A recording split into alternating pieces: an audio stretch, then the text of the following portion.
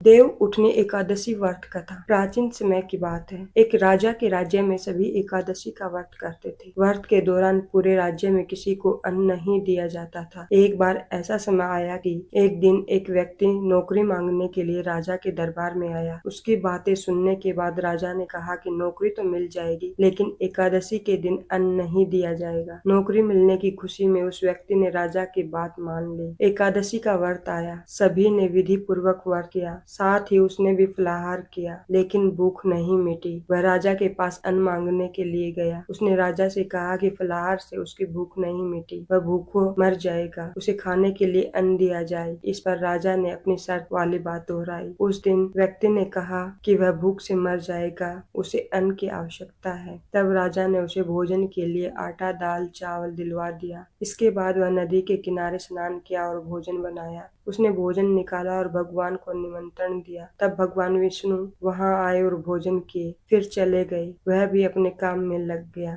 फिर दूसरे मास की एकादशी आई। इस बार उससे अधिक अनाज मांगा। राजा ने कारण पूछा तो उसने बताया कि पिछली बार भगवान भोजन कर लिए, इससे वह भूखा रह गया। इतने अनाज से दोनों का पेट नहीं भरता। राजा चकित थे। उनको उस व्यक्ति की बात पर विश्वास नहीं हुआ। तब वह राजा को अपने साथ लेकर गया। उसने स्नान करके भोजन बनाया और भगवान को निमंत्रण दिया, लेकिन इस बार भगवान नहीं आए। वह शाम तक भगवान का इंतजार करता रहा। राजा पेड़ के पीछे छिपकर सब देख रहे थे। अंत में उसने कहा कि हे भगवान, यदि आप भोजन करने नहीं आएंगे तो मैं नदी में कूदकर जान दे दूंगा। भगवान के न आने पर उस नदी की ओर जाने लगा। तब भगवान प्रकट हुए। उन्होंने भोजन किया। फिर उस पर भगवान कृपा हुई और वह प्रभु के साथ उसके धाम चला गया। राजा को ज्ञान हो गया कि भगवान को भक्ति का आडंबर नहीं चाहिए। वे सच्ची भावना से प्रसन्न होते हैं और दर्शन देते हैं। इसके बाद से राजा भी सच्चे मन से एकादशी का व्रत करने लगे।